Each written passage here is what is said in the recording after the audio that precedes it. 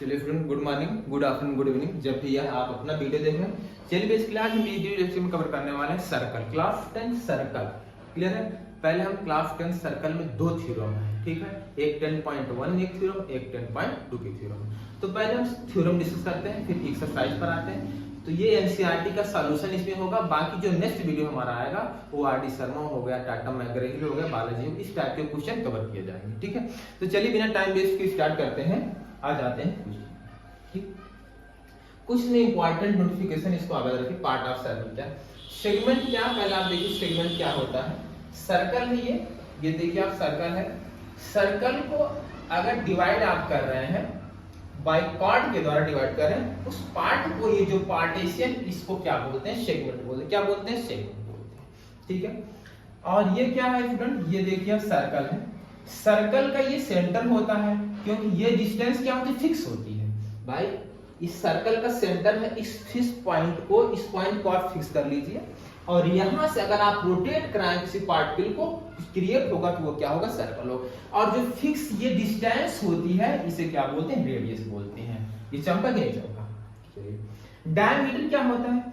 Diameter जो होता है सर्कल का कॉर्ड होता है, सबसे बड़ी chord, largest chord is called diameter होता है, जो सर्कल के सेंटर से पास होती है। देखिए ये सर्कल का सेंटर वो है, ये इससे पास हो रहा है सर्कल के सेंटर से। ये भी तो कॉर्ड है, यहाँ देखिए ये भी कॉर्ड है, तो कॉर्ड ये भी, कॉर्ड ये भी है, लेकिन सभी कॉर्ड जो होती हैं वो डायमीटर नहीं होती हैं।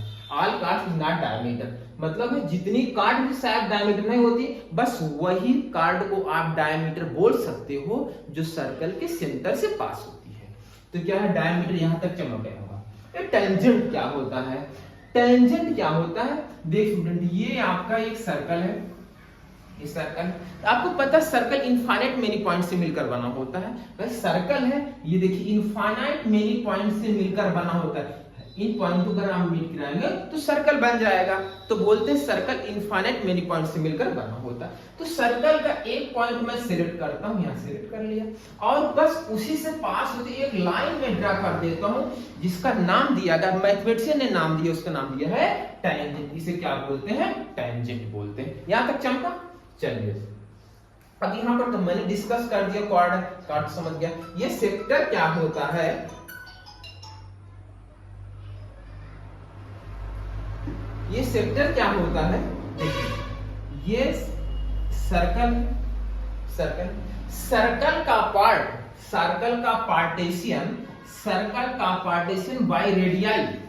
अगर सर्कल का पार्टीशन आप बाय रेडियाई के द्वारा कर रहे हो, रेडियस के द्वारा सर्कल का पार्ट कर रहे हो, तो उस कंडीशन में उसे क्या बोलते हैं? सेक्टर बोलते हैं। एक सेक्टर ये, एक सेक्टर ये।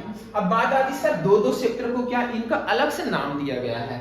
इस सेक्टर का जो नाम है स्टूडेंट, इस सेक्टर का जो नाम है वो, इसका नाम है क्या है?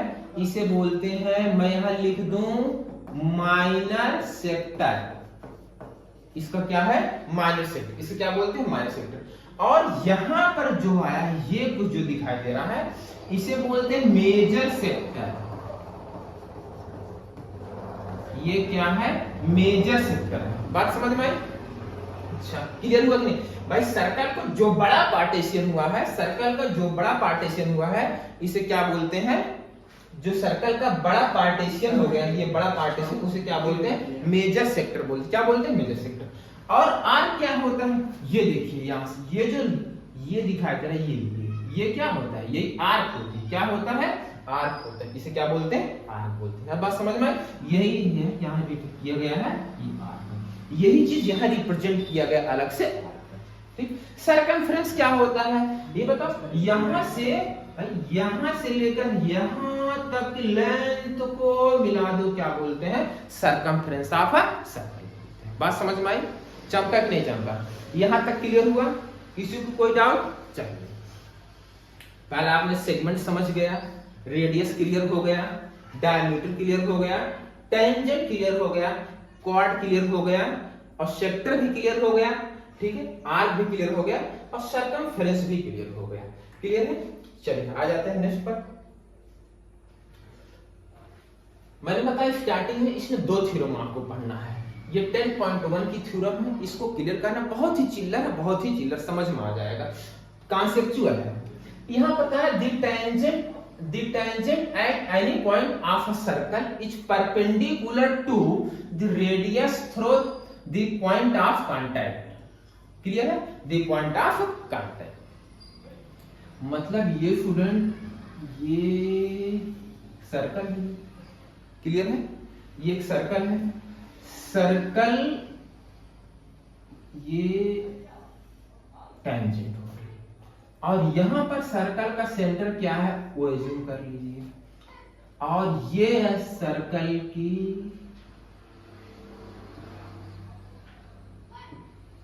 रेडियस। अब यही आपको प्रूफ करना है, ये आपको प्रूफ करना है स्टूडेंट कि ये जो यहां पर इसकी रेडियस है इस टेंजेंट पर क्या है ए बोल दो और इसे बी बोल दो, इसी पॉइंट को बी बोल दो। आपको प्रूफ करना है कि इस पर ये क्या है OP जो है AB पर परपेंडिकुलर है, मतलब है कि ए एंगल 90 डिग्री क्रिएट कर रहा है। अब प्रूफ कैसे होगा देखो, गिवन क्या है,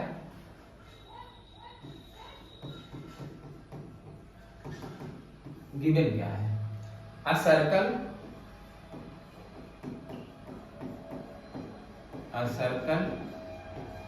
with centre O, circle centre clear. अब आपको प्रूफ क्या करना है, टू प्रूव क्या प्रूफ करना है OP radius OP is perpendicular to AB, ये प्रूफ है। आ जाइए प्रूफ वाले स्टेटमेंट।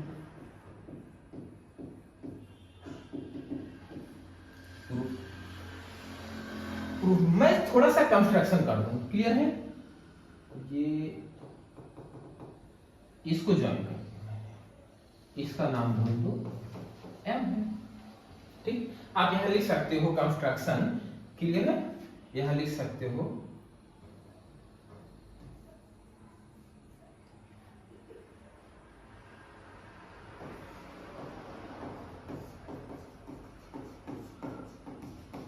कंस्ट्रक्शन, लिख सकते हो क्या, ज्वाइन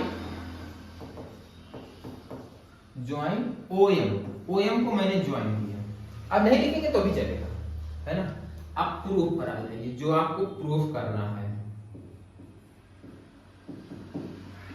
चलिए दिमाग लगाइए। अब आप बताओ इस पॉइंट को जो यहां पर मीट करा इसका नाम मैंने दे दिया Q, क्लियर? चलो अब आप दिमाग लगाओ, आपको कैसे तक ये प्रूफ करना OP जो AB परपेंडिकुलर है। अब मैं ये दिमाग लगा रहा हूं कि देखो OP और OQ ये दोनों इक्वल है, यहां लिखो OP is equal to OQ। Reason भी दिखाना पड़ेगा साथ में, रीजन भी दिखाना पड़ेगा आपको साथ में, radii of same circle, radii of same circle. अच्छा ये बात क्लियर। अब आप बता दो क्या OM, दिमाग लगाओ, OM जो है OM ग्रेटर देन OQ है कि नहीं? बोलो भाई, ये लेंथ OM जो है वो OQ से बड़ी है, क्लियर? अब बताओ क्या OM, ये जो OM है क्या ग्रेटर देन OP होगा कि नहीं होगा?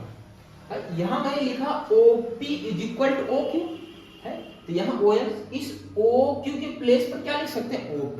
अब दिमाग लगाओ, ये जो लेंथ आपकी, ये जो लेंथ है OM वो OP से बड़ी हो गई। अब आपको प्रूफ करना है कि OP जो है AB परपेंडिकुलर है। अच्छा दिमाग लगाओ, यहां OP इज ऐसे भी लिख सकते हो, OM ग्रेटर देन OP। चलो इधर इस साइड लिख देते हैं, इस साइड लिख देते हैं OP is minimum distance minimum distance. OP क्या है? मिनिमम डिस्टेंस, या आप लिख सकते हो शॉर्टेस्ट डिस्टेंस। Shortest distance. आप दिमाग लगाओ, ये बताओ OP, OP less than OM है, ओपी लेस देन ओएम है, यहां से भी अगर कोई पॉइंट मिला दो, इसको मान लो आपने एम एज्यूम कर लिया, इसको मान एन, तो तभी इस कंडीशन आपका ओपी ओएम और ओएम से लेस है। इससे ये क्लियर होता है कि शॉर्टेस्ट डिस्टेंस जो होगी, जो भी शॉर्टेस्ट डिस्टेंस होगी वो ए बी पर परपेंडिकुलर होगी। Hence OP is perpendicular to A B.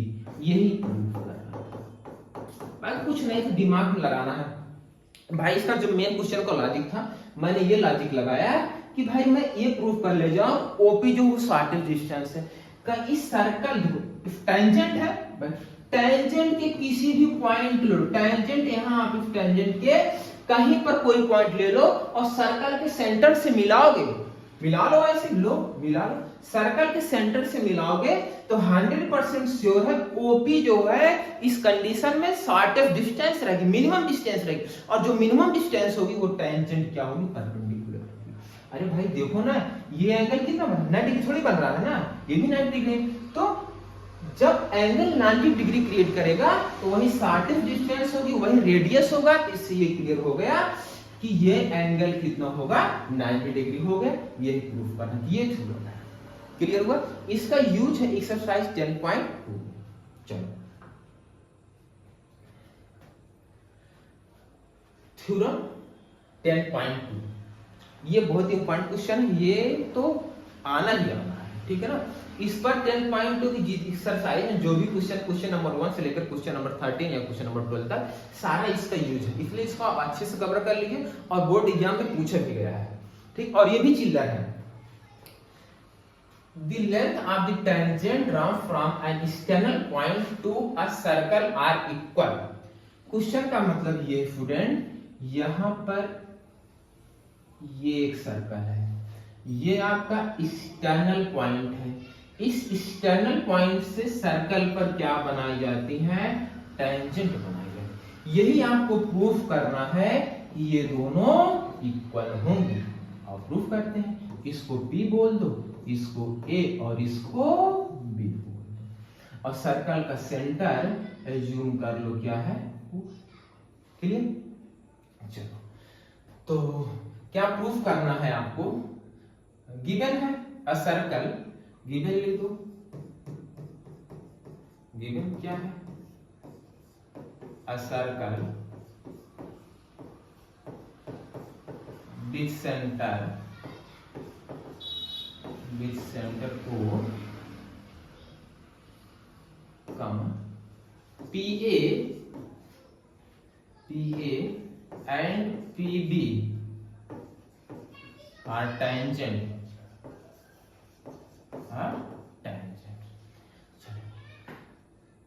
Construction में, कंस्ट्रक्शन मैं इसको ज्वाइन कर दे रहा हूं, इसको ज्वाइन, आपने किसको ज्वाइन किया? ओ ए और ओ बी को आपने ज्वाइन कर दिया। यहां लिखो join O A comma O B and O P, इसको आपने ज्वाइन। अब आपको क्या प्रूफ करना है? Two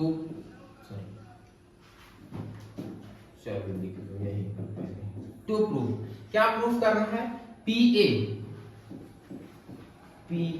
is equal to PB, आपको प्रूफ करना है। अब आ जाओ प्रूफ पर।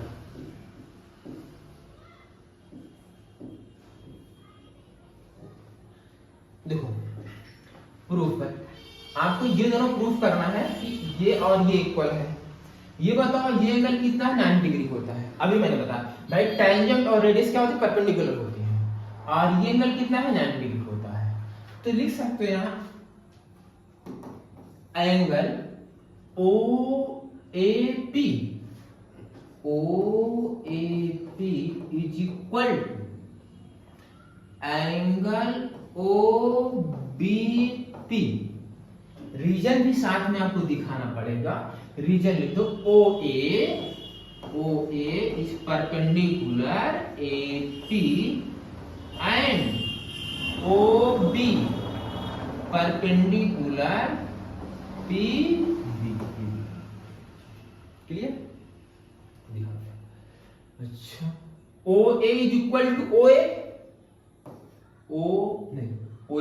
OP है, यहाँ P है। OP is equal to OP। भाई देखो OP इस वाले ट्रायंगल में है और इस वाले triangle OP is equal to AP। Reason यहाँ दिखा हुआ क्या है? कॉमन है। अच्छा, एक रीजन और चाहिए, एक रीजन और चाहिए। OA is equal to OB, OA is equal to OB, OA is equal to OB।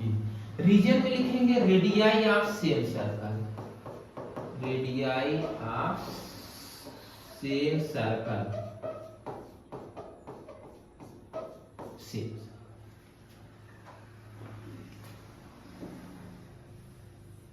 अब बताओ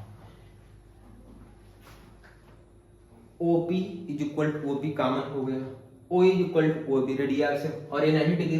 क्या ये दोनों ट्रायंगल प्रूफ हो गए, कॉन्ग्रुएंट हो गए? देन ट्रायंगल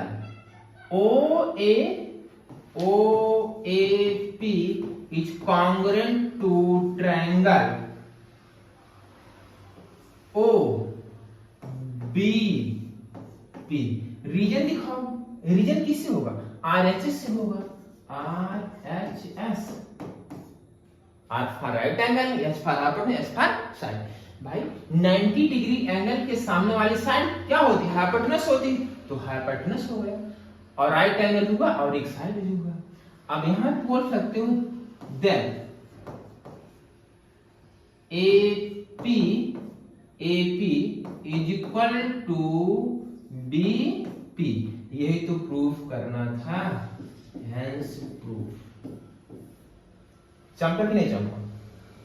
देखो अल्टीमेट करना क्या है, एक्सटर्नल पॉइंट है, यहां से मैंने टेंजेंट ड्रा कर दिया, ठीक है ना? आपने टेंजेंट ड्रा कर दिया। अब प्रूफ करना है कि ये दोनों सॉरी, ये दोनों जो टेंजेंट वो इक्वल होंगे। तो अगर टेंजेंट को इक्वल प्रूफ करना है, बेसिकली हमारा मेन फंडा जो कॉन्सेप्ट जो लॉजिक है वो हम इन दोनों ट्रायंगल कॉन्ग्रुएंट, अगर दोनों ट्रायंगल आपने कॉन्ग्रुएंट प्रूफ कर दिया, ऑटोमेटिक ये साइड क्या हो गई? करेस्पॉन्डिंग साइड क्या होती है ट्रायंगल की? सॉरी, एक तो जो हो जाएगा कॉन्ग्रुएंट की इक्वल। भाई अगर दो ट्रायंगल कॉन्ग्रुएंट हो गए, उसके करेस्पॉन्डिंग साइड और करेस्पॉन्डिंग एंगल क्या होते हैं? इक्वल होते हैं। समझ में आया? चमक है? चलो इसको नोट करो।